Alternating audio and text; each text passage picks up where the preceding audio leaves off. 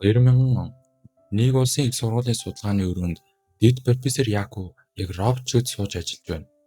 Тусгай нь орж ирээд хэдэд дуудав гэсэн чи таг. Ямар ч реакц алга. Бараг дэрэгт нь очиж чангаар хилж байжлтныг цочиж харлаа. Тэр үед туслах нь эмийн компани нэг хүнийг танилцуулна. Хамтарч ажиллах саналтайг нь Яку төрүүлээд түлээлгийн өрөөнд оруулж удахгүй очино гэд буцаана. Харин нөгөө компаниас ирсэн хүн дандаа Якуг магтаад л явна. Түүнийг оролцсон судалгаа бүр дэлхийн хэмжээний олон өвчтөн аварсан гэдэг. Гэтэл манай хүн өөрийнхөө дүүг авч чадаагүй юм байна. Шүн босныг ч анзаарлгүй ажиллаж байгаад сэрүүлэг дуурахад сая нэг цаг харна. Аль хэдийн шүн донд болсон байв. Ширээн дээр нэг зураг байна. Өөрөө бас бяцхан дүүн. Дүүн аврагдшгүй байрлалтай хавдраар нас барсан. Эмчнэр тусалж чадаагүй. Бүгд бууж өгсөн. Гэхдээ Яку эзэж бууж өгөөгүй. Хөнгөн хоол идчихэд шууд эмийн сангийн синтезийн лаборатори руу орно. Нэг цагийн дараа эм бэлэн болно. Тэгээд жаахан унтъя гэж бодно. Сэрүүлийг тавиад унтчихна. Гэхдээ маргааш нь сэрээгүй юм. Туслах нь орж ирэхэд Яку орон дээр хөдөлгөөнгүй өвдөж байлаа. Гар нь сул унтсан байв. Хитэг ажилласнаас болоод манай хүн нас барсан юм байна. Гэтэл Якугийн хувьд тэр зүгээр л нойрмог сэрж байгаа мэт санагдана. Өдөө нийтл ягаан өстэй охин санаа цусан харцаар өөдөөс нь ширтэнэ. Би хаана вэ гэж хэлээд орноос буж цонхоо онгойлгож хатал асар том цэцэрлэг байв. Охин тол өгнө. Тэр хараад өөр царай, өөр би, өөр дурсамж тэгээд ойлгоно. Хитэг ажилласнаас үгсэн байна. Охин өөрийгөө Лот түүний хувийн үйлчлэгч гэж танилцуулна. Яку ой санамжаа алдсан юм шиг харагдаж байлаа. Болд авахулах гэж Лотыг явуулна. Гэтэл хамцуугаа шамалгаад унтахын өмнө бичсэн тэмдэглэл нь хүртэл энэ амьдрал дээр хамт ирсэн байв. Биеийг нь ууж явахдаа Лот гар дээр хачин тэмдгийг олж харна. Түүний хувьд энэ бол эмийн гигантны тэмдэг. Харин Якугийн хувьд бол зүгээр л нэг аянгал цохилсон сорив. Лот өвдөг цөгдөн залбирч эмийн бурхны эзнийг аварсанд баярлаа гин. Яку бүр бодлон тэгээд Лотоос асууж тодруулна. Тэр одоо эмийн их язгууртны гэр бүлийн залгамжлагч Сент Филиу эзэнт гүрний агуу язгуурт юм. Мөн хааны эм зүйчин хүү. Аав нь эзэн хаанаас их язгууртан цол авсан. Гэрцоогоос ч дээгүр цол гин. Өвөө нь хааны эмийн институтын захирал.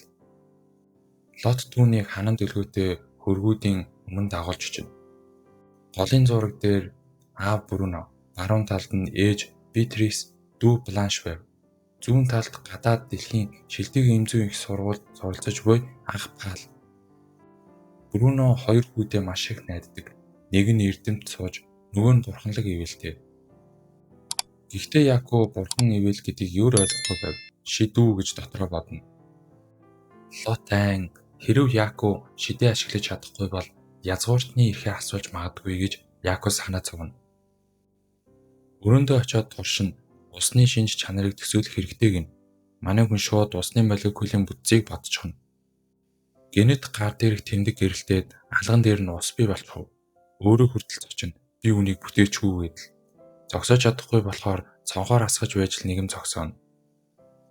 Доор зогсож байсан Лот баярлана. Эзэн шидээ саналаа гэдэл.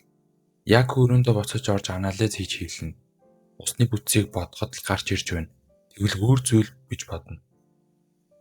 Тэгээд манай хүн туршнаа амжилттай ч болов натрий, алт, хөхөр, сахар гэх мэт цэвэр бодисуудыг бүтээж чадна. Нэгдэл биш, зөвхөн цэвэр элемент. Зүүн гар нь бүтээдэг юм байна. Баруун гар нь харин устгадаг. Генет хаалга тогшиж, яаралтай бүгдийг устгана. Лот орж ирээд баяр хүргэнэ. Гэхдээ дараа нь хэрв эмзүү мэдлэгээ мартсан бол яана гэж санаа зовно. Тэд номын санд орж давтна. 54 ном байв. Яку зүгээр харахад бүгдийг санаж байна. Энэ Палма гэдэг хүү аль хэдийн бүх номыг цээжилчихсэн байж. Оройн хоолны өрөөнд орно. Ээж дүүн санаа зовж асууна. Якуг энэ гэр бүл үнэхээр дулаахан гэдгийг тэр эцэст нь мэдэрнэ. Аав Бруно эмзүүн асуулт асуухад Яку төвөггүй хариулна. Маргааш нь түүнийг ээлийн багштай хичээлд явуулахар шийднэ. Маргааш өглөө ээлийн түүнийг хараад ямар нэг өөр юм байна гэд шууд анзаарчихна. 50 насанд хүрсэн мэт. Яку аянга цогсон болохоор ой санам жоохон бодилсан гэж болтно. Тэр өдөр эм биш бурханлаг шид давтна. Бүх язгууртан өөрийн хамгаалагч бурхантай. Яаковыг эмийн бурхан юм. Элених усны бурхан. Шид нь 5 элемент мөн ян гэсэн 2 тусгай төрөлтэй юм байна. Яаков хоосон абритор гэж юу вэ гэж асууна. Элен ч мэдэхгүй. 300 жил баримтгүй гин. Яаков дахиж асууна. Хэрэг бодис бүтээвэл ямар төрөлд хамаарах вэ? Элен шууд хэлээд тийм зүйл байхгүй. Бодис бүтээхийг хүн хийж чадахгүй. Зөвхөн бурхан мангас чадна. Яаков таяга авчраагүй тул загнуулна. Элен өөрийнхөө таягийг зээлдүүлж нөгөө өргөрөө сум харна. Элен өөрөө үзүүлж өгнө. Ус тэнгэр үүд цацагдана. Яаков таяга бариад зүгээр л усны молекул бодвол асар хүчтэй урсгал гарна. Элен бүр шоконд орж тэр тарин уншаагүй. Гэхдээ шид хийсэн гин. Мөн дээрээс нь хит их хүчтэй байв. Нэг хөдөлгөөнөөр бүх амьдралынхаа бурханлаг хүчийг дуусгачихсан юм биш үз гэж айна. Хүч хэмжих таяг авчирна. Яаков барихад гэрэлтээд хязгаарыг нь давна. Өмнө нь хийж ингэж байгаагүй юм байна. Элен дахин үнийг хинч битгий үзвэл аавдаач биш гэж сануулна. Хичээлж дуслаа. Буцах замд Элен нүдний шилээ унгаачихсан тул юм харж чадахгүй байв. Яаков гараас нь хөтөлж явна. Суугаад амрахтаа Яаков жижиг нүх гаргаад линз шиг харах арга цаана. Гэтэл тэр үед Эленийн хуруу хөхөр гэрэлтэж байгааг анзаарна. Тэр өглөө хог гимцэн хуруу байв. Яаков хүмүүсийн шархыг олж харж чаддаг. Элен айж ухрна. Энэ бол бурхны нүд гэж хэлнэ. Тэгээд хамгийн аимшигтай нь Яаков сүудэргүй. Элен бүрж айж зогтно. Маргааш нь аав нь дуудана. Элен халуурсан гэж чөлөө авсан байв. Яаков ойлгон тэр айсан. Бүрүүнээ санаа алдаж Яаковгаар захиабаа эм хөрвүүлнэ. Яаков аавын өгсөн эмийг шалгаад энэ бол ердөөс хэрэгэш. Хэрв халуурсан бол өөр юм хэрэгтэй гэж бодно. Өөр нунтагийн бэлдээд Эленид очино. Элен бүр хоёуг өмсчихсэн хаалганы түүнийг дуу болгохоор ирсэн гэж зайна. Яаков тайлбарлан аавын эм дээр өөрийн халуурлын эм. Яагаад гэвэл тэр Эленийг үргэлжлүүлэн заалгая гэж хүсэж байгаа. Хэрв чи бурхан бол надаас юу сурах юм гэж Элен асууна. Яаков зүгээр л би жирийн хүн гин.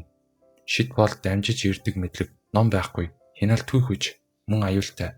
Тиймээс багш хэрэгтэй гин. Элен улаан эмэн өмнө үзээгүй нунтаг хэлбэртэй. Гэхдээ бодоод үзнэ.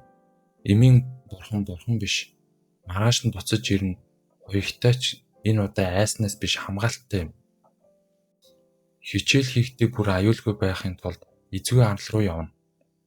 Хэдийгээр Яаков хүчээ бүрэн хянаж чадахгүйч Элен баяртай хотын аюулд оруулахгүй байхад болно. Хичээлгүй үед Яаков харштаа эмийн нүдэд дасгалж болно. Харахад л шарах өвчин гэрэлтэнэ. Седрик авга хөлний хурууны дороотолтой урт хугацааны эмчилгээ хэрэгтэй гин. Өвчин бүрэн эдгэрвэл гэрэл алга болно. Дутуу бол бүдгэн үлдэнэ гин. Тэр бүгдийг тэмдэглэн гэхдээ нэг аимшигтай бодол төрнө. Сүүдэргүй дээр бурхны нүд дахиад бодис бүтээх чадвар. Хэрвээ эдлэрвэл шууд цааслана. Тиймээс эхлээд гэрийнхэнтэйгээ ойртъя гэж шийднэ. Лок Икцатемиг олж хараад им хийж өгнө. Бусад зарц нарт ч тараана. Язгууртан зарцтай им өгнө гэдэг нь энэ нийгэмд боломжгүй зүйл юм. Гэхдээ Яаков англил давхаргыг зөв гэж үздэггүй. Имийн үнж дэндүү өндөр мөн үр дүн ч муу. Тэр зорилгоо олон жинхэнэ хэрэгтэй хүнд им өгнө гэнэ. Маргааш өглөө нь Бланш алга. Эцэгийнх нь хүнд царайтай. Бланш цэцэг өвчнөөр өвдсөн байв. Дэлхий дээр бол аюул багтай. Гэхдээ энд бол маш аюултай юм байна. 3-7 хоногт хинч ойртож болохгүй. Яаков үнийг зөвшөөрөхгүй. Өрөөндөө тооцоо хийж дэлхийн имийг бодис бүтээх чадвараараа бэлдэнэ. Зарц нарын хараагүй үед дүүгийн өрөөнд орж онцлно. Үнэхээр цэцэг өвчин байв. Им өвгөн Бланш гашуун гээд уухгүй. Яаков амттан толино. Бланш аав хэлсэн энэ өвчин эдгэрдэггүй гэсэн. Тэгэхэд Яаков сандарч худал хэлнэ. Түүнтэй тоглож хамт суун Бланш ахтай хайртай гэхэд Яаков өмнөх амьдралынхаа дүүг санаад зүрхэн баслана. Удалгүй Бланш гайхалтай хурд эдгэрнэ. Бүрөөнөө хүртэл гайхаж гэхдээ Бланш ахыхаа нууцыг нууж өгнө. Яаку шинэ линз хийж онцлогоогоо илүү наривчлана. Тэгтэл зарц ирж эзэн яаралтай дуудлааг нь хааны ордонд явна. Замд нь аав нь ханиалгана. Яаку шууд ойлгон энэ хайнаад биш. Онцлох гэж оролдоход гэтэл аав нь битгий гэж зогсооно. Ордонд очиход эзэн хааны уушиг маш буу байв. Хөшиг нээтэл сул дорой эмэгтэй хаан Элизабет Роман 2. Бруно хуруунаас нь цус авч туршилтын холойд хийнэ. Тэр даруйг гэрэлтэнэ. Яаку энэ дэлхийд ингэж оншилдог юм уу гэж гайхна. Зурхаач тавилан муу удаан тисэхгүй гин. Бруно сайн асарвал жаахан боломжгүй гэж найдвар тээж Яакуг тусдуулахаар дуудана. Яаку дотроо бодно. Эндхийн им зүгчэд им бичиж өөрсдөө найруулж имчилдэг. Гэхдээ тэдний арга барил орчин үеийн анагаах ухаантай харьцуулахад хит хоцрогдсон байв. Тэгэхээр одоо асуулт гарч байна. Орчин үеийн мэдлэг дээр бурхны хүч Яаку хааныг аварч чадах уу? Эсвэл энэ бүх чадвар нь илэрч өөрөө хамгийн түрүүнд тусдагдах уу? Тиймээс энэ удаагийн бичлэг дуусч байгаа тул лайк болон subscribe батнаар part 2 гарах болно.